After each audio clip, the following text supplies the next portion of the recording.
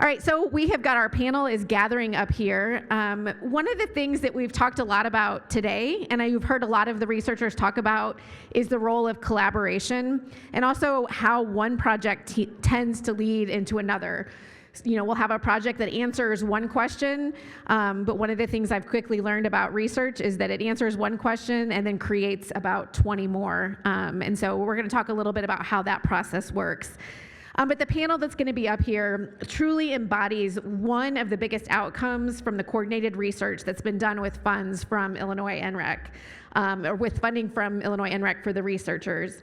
I'll introduce Dr. Golovay. I know a lot of you know her, but I'll give her official introduction here in a minute. But I will say she has really led the charge on connecting researchers.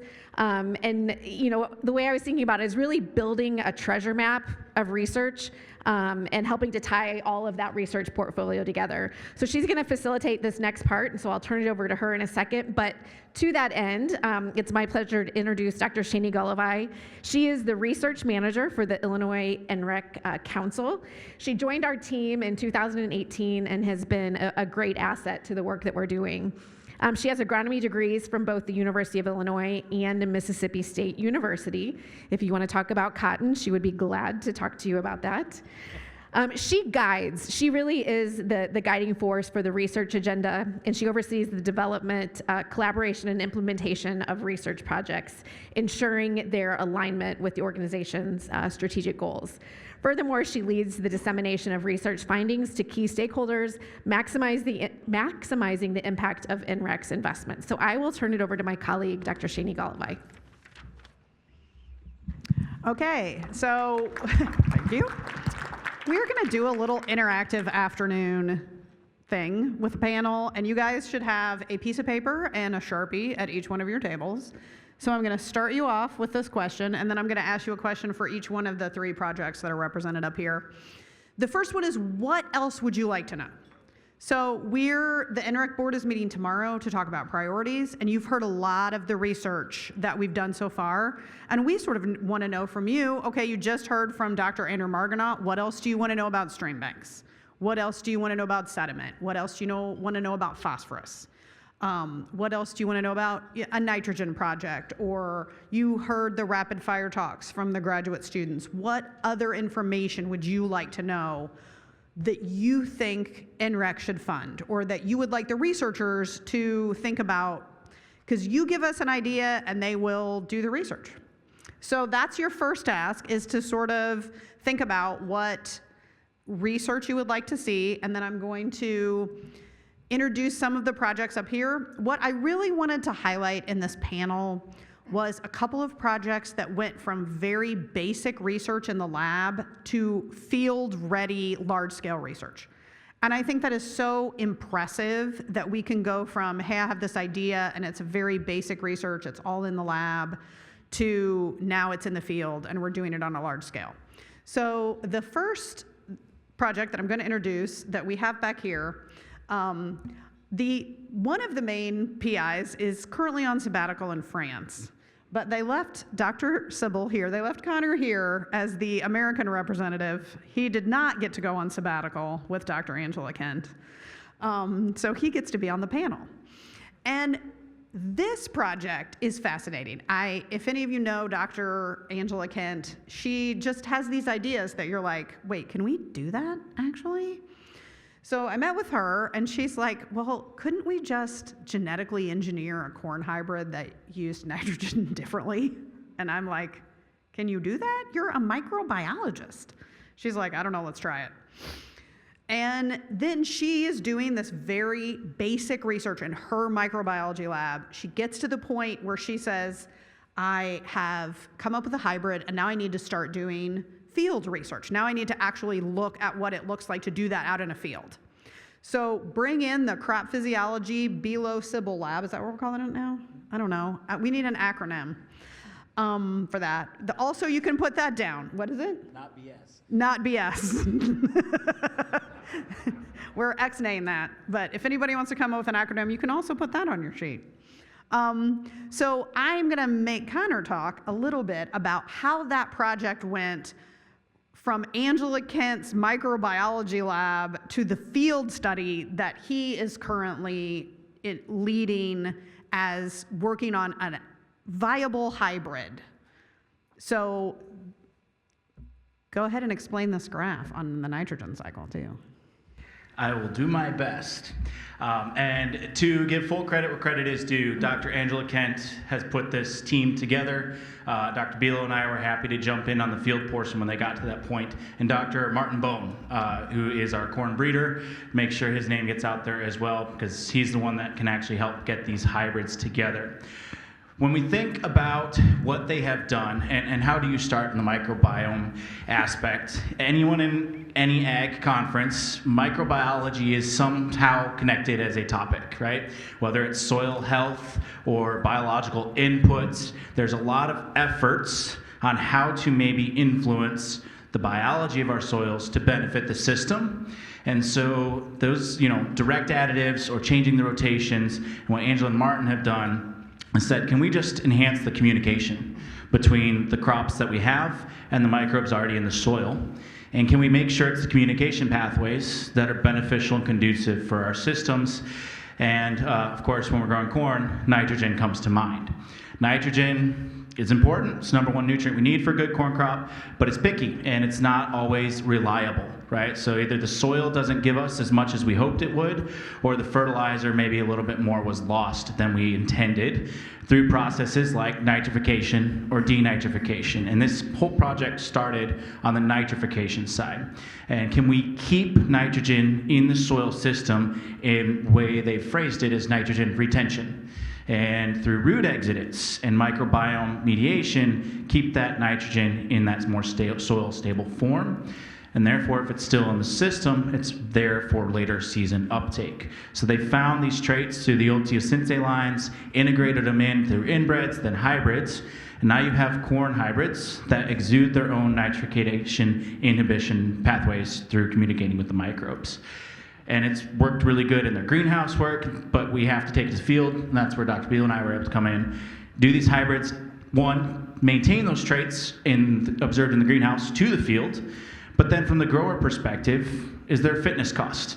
These traits could be awesome from a nitrogen retention perspective, but if those hybrids can't yield, where's the applicability across broad acres? And we were extremely excited. The first 2 field seasons, those first generation of hybrids were right there on the money with the yield side, especially at low end. And so when their first generation hybrids came through, still statistically same on the yields, that got us excited.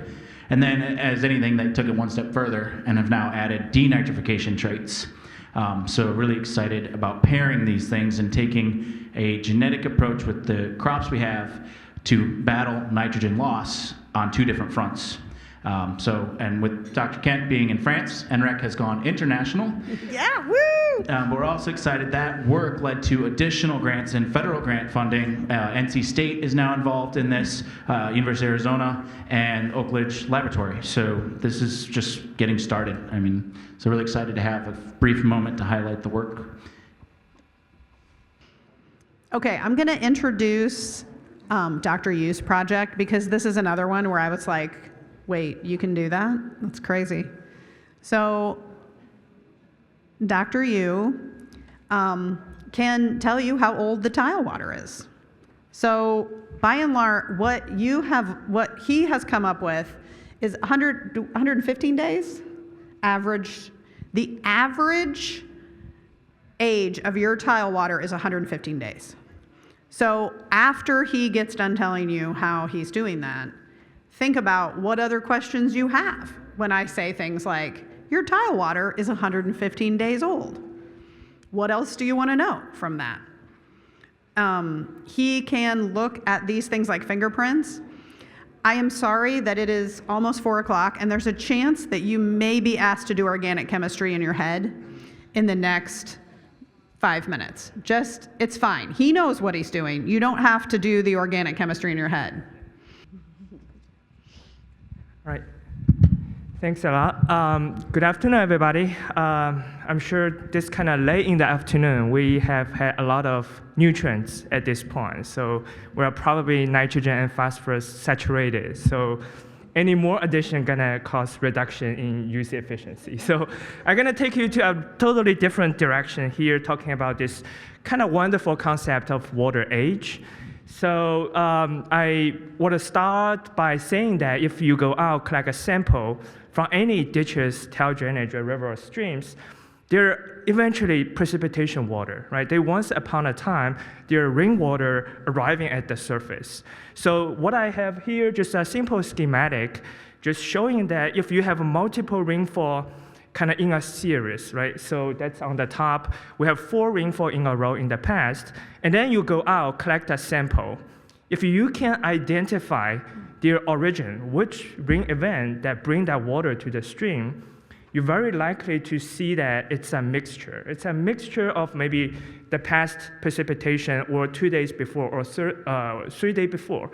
So that basically means the rainwater, once they arrive, they follow kind of different trajectory below ground to reach those ditches and streams. So with that in mind, we can define this concept of water age, which is basically the time spent of a rainwater arrive at the surface, all the way to it left the watershed. So that's how it defines basically the age of water. You can also think it this way. NREC bring us together today in this room, so we can call it the watershed of NREC in this room. And maybe we can say that door on the left, to my left, is where precipitation coming in, and the other one on the right is how water leaving the watershed become stream flow or discharge. So we are all water molecules in this NREC watershed. And then me, actually, I turned just 39 years old late last week, so February the 7th. If that's my water age, that means I have stayed here for 39 years old, or I came through that precipitation door 30 years before. So, but I haven't left yet, so my water age is 39 years old. But I'm sure some people here are kind of older than me, maybe Lo, you're probably, I would say 50 probably, yeah, it's kind of around that, yeah. So Lo is kind of older than me, so he came here before me, so maybe 50 years before. But also we have a lot of young faces here, right? You're the young water, you're the baby water in this sense. You just came recently. So then you can see that, I hope you get the idea, the age kind of matter. And also, when we talk about those hydrological systems, right, a single number is actually not matter that much. It's a spectrum of age, right? If we write down our age in this room, some from really young, some kind of older, so it's a distribution like what I show right here. So in natural systems, there are a lot of young water in a system. Just like say, if you look at the x-axis, you have from young water to old water. We have a lot of young water in this case, as long as shown in this figure. But also we have a kind of a tail, long tail with old water. A very important concept here is this distribution is not going to be constant, but it's variable over time, depending on whether we have rainwater, how much water we exit through that door, right? So let me ask, how many master students are here? Can you raise your hand or stand up? Just for a while, for a second? Okay, so you are the young water, right? The youngest water probably in this room. Now if I ask you to exit through that stream gate or stream flow door, that the stream flow gonna be dominated by young water, right? So there can be a mechanism in the environment. Let's say you have an activation of surface runoff. You have tail drainage or water through those big pools, the macro pools. So they can cause young water to kind of exit to the door very quickly. But on the opposite, we can have old water. So let's say senior people exit that door first. Don't do that. We're not raising our hands. Yeah. But it actually can happen, right? In the environment. So that means the deep groundwater, the water far below our feet, actually is dominate the stream flow. So I believe you get the point, right? This is a dynamic process, and also we need to look at those distributions. So I'm going to show you a little bit data. It's definitely not intensive research here. So you may wonder how we can estimate water age, right? There is no machine or instrument can kind of give us a reading how old the water is. So in this case, you have to use tracers. And very fortunately, we have a powerful tracer called stable water isotopes. And we know water has one oxygen atom, and there are different kind of variants of isotopes. And mostly are 16 oxygen. That's the one I show on the far left. But there are rare isotopes like 17 oxygen, 18 oxygen. So the good thing is, for each precipitation water, their isotope ratio, that's just the ratio of 16 and 18, it's variable. It can be very different event to event, and also it can have a seasonal cycle. So what I show here is our data for about like 2.5 years, just collected on campus. We use that funnel, the red one over there. We collect the rainwater every week, and we take to the lab and measure its isotopic composition. And that's what we found. You see, it's varied a lot, right? It go up and down dramatically. So basically, that's how we can fingerprint those rainwater. That just like for any rainwater comes through that rainwater gate, we check their ID or take their fingerprints so that we know they come, and we can keep tracking them when they're still in this room. And then you may wonder, what's the next, right? So you can do the same for the exit, the water leaving this room, the discharge. That's what I show here by those red dots. We have daily samples collected from Upper Ambar River, measuring its water isotopes. And I kind of put those together. So those zigzag lines in the back is rainwater, and also the red dots stream water. So again, think about this. If a rain kind of pouring on a watershed, what's the response of watershed? But you can think about first, if rain are on the parking lot, a concrete parking lot, and you collect the water from that parking lot, would that be exactly the same as rainwater? I think so, right? Because it kind of keeps tracking the seasonal dynamics and event-to-event kind of variability of the precipitation water. So you will exactly expect the discharge following the same fingerprint as rainwater. But that's definitely not the case for this Upper Ambar River. For one thing, it's the stream water isotopes are highly dampened, meaning that although your precipitation fingerprint can change dramatically, but the stream water remains the same. What does that mean? Right? But also, if you can see my cursor moving, in some very intense events, like the one I'm pointing right now, I'm not sure you can see this, but it's kind of the biggest dip on that figure with, for the blue dots. That happened during a snow melt. So you can imagine the watershed was already very wet, and any kind of rain on the snow gonna produce a lot of surface runoff, right? So in that particular case, the stream water is exactly look like the precipitation water. But in other cases, even there is strong variation of discharge, it looks pretty flat. The meaning that it's kind of like it's an average mixture of everybody in this room, and we kind of approaching of us leaving through the door, so that gives us kind of very similar values over time, meaning that there are a lot of old water present in the stream flow. So we have done this across many tile drains, a lot of NREC site. We collect the sample just directly from the outlets and measure its fingerprint and water isotopes. And we also done that for rivers and streams here. So what I show here is a cumulative plot.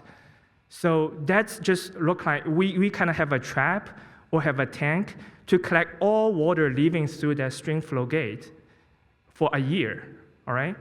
And then we kind of try to read their ID, their fingerprints, to see how old they are. So that's what I show on those two figures. The one on the left is for tile drainage. The other from the right, on the right is for stream flow. So if you can see the horizontal is age, and the vertical is from 0 to 1, because it's cumulative, right? It make up all the flow over a year. So if you follow kind of the age 10 days, you can see pretty much the tile drain, and then you read the y-axis, it's about 20%. Meaning that for all tile drainage over a year, about 20% is about 10 days old, all right? And if you look at the right, again, looking at the 10 days, it's about 10% to 20% for upper Emba River. So I would say there's still a high percentage, a lot of young water there.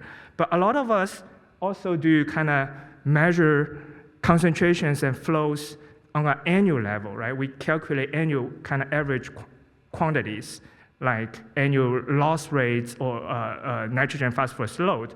So what I show here is the vertical line is for 1 year, 365 days. And on the Y, you can read their corresponding percentage. So for tile drainage, it's about 70%, meaning that for all the tile drainage over a year, it's about 70% of those tile drainage are rainwater from the same year. Does that make sense to everybody? But for the river water, only about 40% of river water is the same year precipitation water. So the remaining 60% is from previous years. They're older water. So what does that mean? That's all I want to show for today, but I just want to quickly say this. We can define this concept of water age. We can try to measure that using tracers. I just feel it has a lot of implications for studying nutrient loss because think about it. I heard a lot of surface runoff. If you have a lot of phosphorus measured in the stream, and that corresponds to a lot of young water, that may indicate surface runoff contributing to those phosphorus loss, right? But what's better is if you find a lot of phosphorus, but also a lot of old water, that may be due to stream bed erosion. I don't know, but that could be something worth testing, right? And also, for a lot of study we just heard from Connor, like there are novel technologies, mitigations that are in place to help us reduce the load. But if you look at tile drainage and stream water to evaluate that outcome, just be aware that there is old water contribution to your measurement. So you need to account for those past activities in order to review the true performance of those technology or mitigation practices. So I kind of leave it there. Okay, I'm going to introduce what we're doing next. So what I wanted to start with this project was Dr. Yu's approach in terms of the lab, the very basic research that starts with his lab work on the age of water. And then we're going to kind of go middle. Lowell is doing the field work for this project. He's sort of coordinating the idea. He's the idea guy for what treatments we're putting on this field where we're measuring the age of the water. So he's going to talk real briefly about that middle, and then we're going to hear from Eric Miller, who is the farmer, actually boots on the ground, doing the tractor driving agronomic part. So I really want you to see what goes into these projects. Sometimes, as much as I love the PIs up here, I also want you to see the technicians, the people that are also involved in taking it from the lab to the field. All right, thank you, Shani. Happy to be here today. As I look around this room, I am happy to see that there are older water molecules in the room than myself. Yeah. Well, we are here to link some basic research to on-farm research. I am happy to say that we're working on a real-world working farm with real-world equipment and real-size fields, so we have real compaction, all that. At Eric Miller's farm, I met Eric in 2014, and we got our first NREC project funded out there in 2015. Since then, we've added some new treatments, but we've tried to open it up to a lot of new researchers. So instead of this reductionist approach of having a piece of the puzzle over here on this soil type under this weather and another piece of the puzzle over there, we're trying to do it all in one farm, try and have lots of different investigations within the framework of one system or two systems. We look at different rotational cropping systems, but our lab has been the backbone of measuring the tile nitrate that comes out of these various plots. And with that, we have the yield from Eric's yield monitor, and we have our tile nitrate data, and we welcome other researchers, and we've been working with Giovanni, and John Jones is going to join out there and look at some things like double crop soybean after wheat and planting dates and stands and things like that. Now, I came with some of my own questions. I'm a research agronomist, and I've been trying to, with the 4 R's and cover crops and timing of end fertilization, been trying to make farming more efficient, make fertilizer use more efficient, because my thoughts were, if we could get more of the nitrogen in the plant, in the corn plant, more of the fertilizer in the corn plant, we will find less in the tiles. So I thought the problem might solve itself. But these high soybean yields especially, and high corn yields, we are having very negative field end balances now. And so I'm asking the question, are we mining our soils now that we've gotten ourselves so efficient? We're so efficient at utilizing fertilizer N. I mean, a 250 bushel per acre corn crop's got over 300 pounds of N in it. And if we're only putting 180 pounds of nitrogen per acre on those kind of yields, even cornfields can be net negative for an N balance these days. And so I've heard Dr. Bilo say if you've got 80 plus bushel per acre soybean, you've mined the soil for probably 80 pounds of nitrogen per acre. So we've got this negative balance. Yes, it's starting to show up in the rivers. That's a good thing. But it's worrisome from a carbon standpoint. So I think there's a carbon shortfall in the corn-soybean rotation. I think particularly it's the lack of residue return with soybean. We're seeing soil organic matter trending downward. Eric's been in Illinois, what, 20 years now? 20 years. Is that right? 20 years. And what have you seen for your organic matter? I feel like we are in the, excuse me, high 2 to probably 3.6 or 7 organic matter. But when you started, weren't you over 4? Probably not over 4. Not over 4, but okay. It was very rare to see under 3%. Okay. Well, so when I was a student at the U of I think drummer soil was considered 5% or better, and then we dropped that to 4%. So is it still a drummer soil when organic matter is dropping below 3%? I just wonder about that. That's a concern. So I want to give you a little history of my research very briefly. I spent about a decade investigating nitrate and ammonium nutrition with Dr. Fred Bilo. Fred is here today. Fred taught me how to do science and how to write, and he gave me my start. I appreciate that greatly.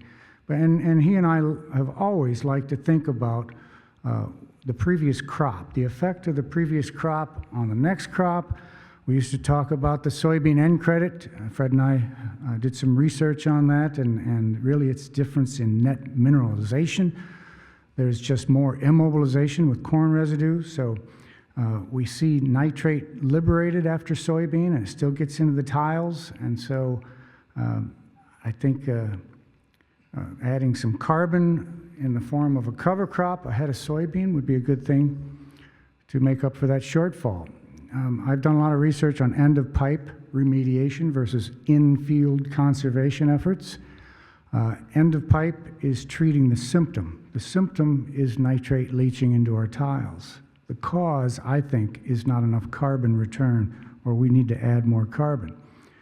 And so our first study with NREC was also in 2015. It was in Douglas County. It was a replicated tile drainage study. Many of you have heard me speak about that. We did publish that data, and we found that Ciro rye ahead of corn does a very nice job of reducing tile nitrate, and split fertilizer application helped as well. But the study that's still ongoing is this diverse crop rotation at Eric Miller's, where we're doing corn, soybean, wheat.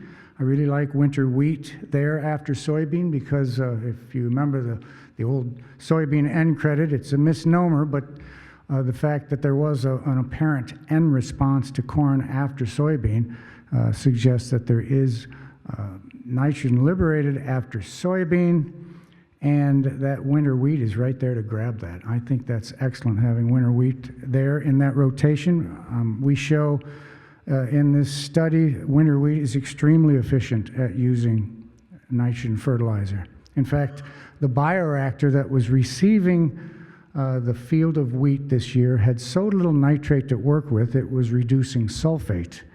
Now, those that know the hierarchy of things that get reduced, once you run out of nitrate, then the bacteria works on sulfate.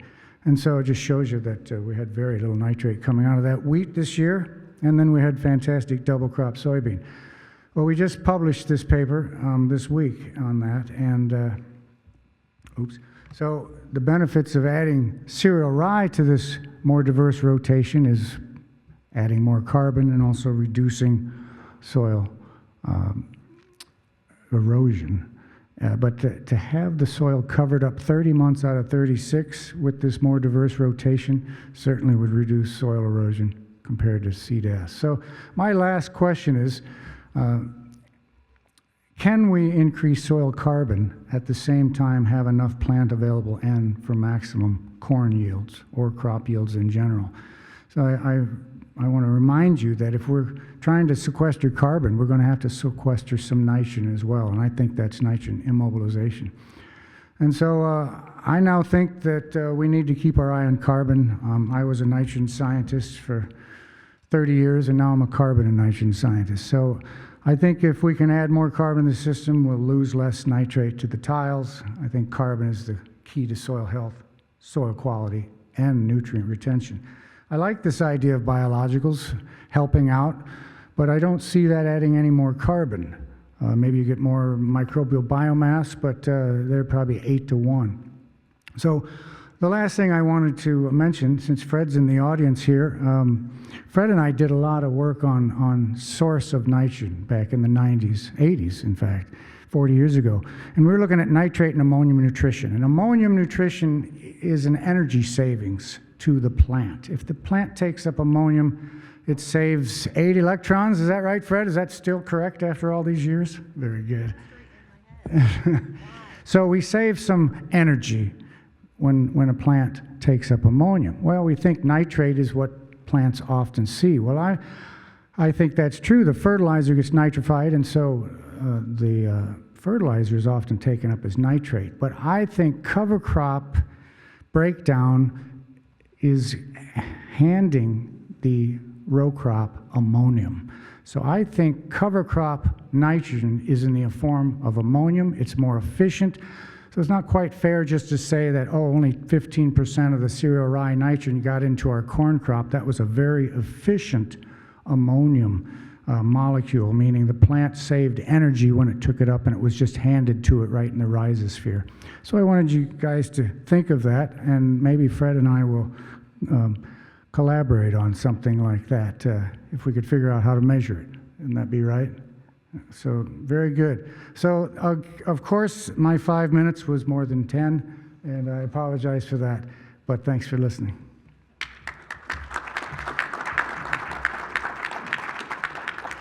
Okay, I want to take a minute to hear from Eric, because Eric is our boots on the ground person. You don't have to come up here if you don't want to. Just tell us what are your thoughts, I guess, about being that boots on the ground guy? You're driving the tractor, putting it out, and you've got all the way from tile water, lab work going on in your field. I think we just want to hear some of your thoughts, some of your high-level thoughts about being the boots on the ground guy, and that's what we're calling you today. I'm originally from Minnesota, relocated to Illinois, and we purchased our farm in Piatt County in 2004. I had been farming north of Minneapolis. Nobody should be farming north of Minneapolis. Bad soils, bad weather. I guess that's all the bad you need when you're trying to grow crops. First few years in Illinois, hey, I'd made it to Illinois, the prairies of Illinois. Everything was wonderful. Ignorance is bliss. Didn't think we had problems. And one of the problems we did have with the farm we purchased is it was a wet farm, so we had to put tile drainage in. And we started that project in 2013 and 2014, 2015. And it just so happened that my drainage contractor was at a meeting and became aware that there was a young researcher at the University of Illinois, Lowell Gentry, who was looking for field scale projects to do looking at tile drainage water. So we met in 2014. Again, before that, here in Illinois, ignorance is bliss. Everything was going great for me, and I didn't know what I was getting into. But it's been good for me. The interaction with fresh perspectives of people coming onto the farm has been very good. It's stimulating for me. It probably kind of scratches my itch to try to gain knowledge to make my operation better. I guess I would like to know, yeah, what does it feel like to have all of that data being taken from your farming? Do you feel the pressure at all to be like, hey, we're going to take data on this about 10 different ways? So there is pressure of us screwing up, yes, but we are detail oriented, and when I say we, I should say I work a lot with Dan Schaefer, Director of Nutrient Stewardship for the Illinois Fertilizer and Chemical Association, and John Green at the University of Illinois. So we are detail oriented people. We know what the protocol is, and I think to date we have been very successful. We have a great 10-year track record, so I'll pat myself on the back. So that part is stressful. The good part is we do kind of get firsthand, look at the data and what's happening and what's working and what maybe the surprises are. So that is very rewarding. I like to see that. And again, I probably couldn't be a farmer that just farmed a whole lot of acres and was just growing corn and just growing soybean and kind of doing the same thing over and over year after year. So that's been a nice perk. all right. Okay, so, let's give a big hand to, thank you for doing this research on, let's all give them a hand for that. Okay, we are going to move now from the field scale to the watershed for a few minutes and talk about what that looks like. Thanks, Shani. So thanks, Shani, for giving me this opportunity to speak at the end of this panel. So yeah, this is the slide that Shani just stopped here, and that's the slide that I exactly want to tell, and I exactly want to describe at this event. So it's from the field to watershed scale. So it's really about how you bridge the gap in the middle, right? So we have something happening in the field, and we have the watershed scale conservation or nutrient loss reduction goals, and how we're gonna do that. For example, on one side, we have something happening in the field, and how we're gonna quantify the outcome. And on the other side, after we got the outcome, how we're gonna use that outcome to guide some of the conservation planning at the field scale across different fields within that single watershed. So that's exactly what we are trying to do. Let me go back a little bit. So I'm Bin from the Department of Crop Sciences. I'm new to many of you, and I'm new to the NREC community. But here, I'm trying to bridge that gap between the two scales. So we are working on trying to investigate those interactions. I'm leading the Water, Agriculture, and Conservation Lab, and we are trying to investigate these interactions, agronomy, hydrology, and biogeochemistry across different temporal and spatial scales, because those interactions across different temporal and spatial scales really matters if we want to understand what conservation practice is going to work and what kind of conservation practice gonna miss the opportunity for nutrient loss. And this goes to the slides because I know the time is limited, so I want to be quick such that we can get more younger water molecules onto the stage, right? We are doing the research trying to bridge that gap in the middle, and we want to answer some of those fundamental but also practical questions. So how do natural and anthropogenic processes are affecting the watershed physical, chemical, and biological functions, including the nutrient export? And we always see in that slides from today, like the Illinois nutrient loss reduction goal. I can also show that slides, but we also understand it's not only about agriculture, right? So there is some other sources going on, climate change is going on, flow is increasing. How are we gonna separate that out? And how are we gonna do that fingerprinting for different watersheds? And second, how we can maintain the sustainable production and also environmental quality. And how we're gonna successfully deploy some of the conservation strategy across the state, across some of those hotspot watersheds, such that we can really meet the nutrient loss reduction goal in the end. So I'm gonna skip this. Basically, I want to highlight there is a hierarchical of complexities when we are talking about nutrient loss reduction goals, right? So we begin from the Mississippi River mouth. We set that 45% reduction goal for the whole Mississippi River basin, and that is cascaded down to like Upper Mississippi River Basin, Illinois River Basin, and finally to the agricultural sector for Illinois, like the stakeholders here. And so there is a lot of the nuances, right? So for example, the hypoxia zone is a function of total nitrogen and total phosphorus export, and also some of the sea wind or sea temperature, those kind of variables, right? It's not only about the nitrogen and phosphorus node, but it's those variables are definitely some of the important variables. And when we are cascading that down to smaller scale, we are dealing with the spatial and temporal heterogeneities because different watersheds are different and they have different nutrient export. That doesn't mean like we need to cut down nutrient export for every watershed in the same way, right? Should be different. So how are we gonna deal with that spatial and temporal variability? And finally, how are we gonna separate out the ag sources and non-ag sources? That is really, really important. And fingerprinting study is gonna help us to understand better about the nutrient sources. So I'm gonna cover this, I said. So here it is. We have the short-term goals and we have the long-term goals. But in our last biannual report, we are still seeing 4.8% increase of nitrogen and 35% increase of total phosphorus. But I really want to note that this is 5-year average without flow normalization. What does that mean? Basically means those numbers are considering both flow change and the human impact or the watershed change itself.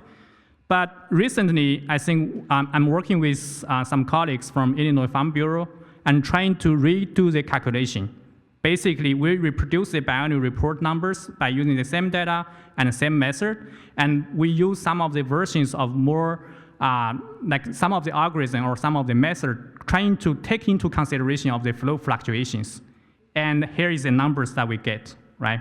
So those blue values are from the biannual report, and those green values are from our calculations. Basically, if you take the second column, and the third column, that's the same, and basically means we are reproducing these calculations by using the same data and the same method. But if we take into consideration the flow fluctuations in the last column, and we see something different, right? Basically, that means if you assume the flow is stationary, there is no increase of flow, how much nutrient load is reducing or is increasing. So we are actually getting opposite trend, and we are following the USGS standard method to calculate those numbers. What does that mean to the stakeholders here? That highlights the importance of how we are quantifying, how we are tracking those progresses for nutrient loss reduction, right? And we also did some of the studies trying to put Illinois into more context. Basically, we estimate the nutrient export. Here is the nitrate and nitrite the nitrogen export over different watersheds in the whole upper Mississippi River Basin, and we quantify the temporal changes. And one of my graduate students gonna talk about that in more detail. But here is a map showing you majority of those watersheds are increasing. But most importantly, we want to quantify which part of those increasing is coming from hydrology change, and which part of those change is coming from the human impact. And here is the results. And you see across different parts of those upper Mississippi River Basin is different. Some of those parts is both hydrology and human impact, while some of those parts is mainly driven by the hydrology change. So that is the important message I want to deliver to all of you today.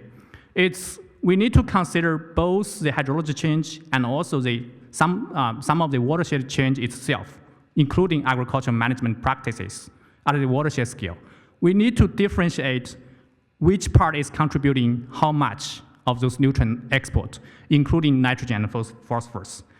So, and I don't want to highlight more because like Dr. Yu and also Noel and a lot of us today have been talking about different studies across different scales, from the NAB, from the field, to the watershed scale. But the key is, for example, Dr. Andrew Margano's research and Dr. Yu's research is telling us how the nutrient is lost from the field and how those lost nutrient is transported and transformed across different flow passes kind of matters for the nutrient loss reduction, right? So there is something missing in the middle from these scales, between these two scales. So that's exactly what we want to achieve in my research program. So I don't want to talk more from those because the time constraint, but I want to spend 1 minute for these slides.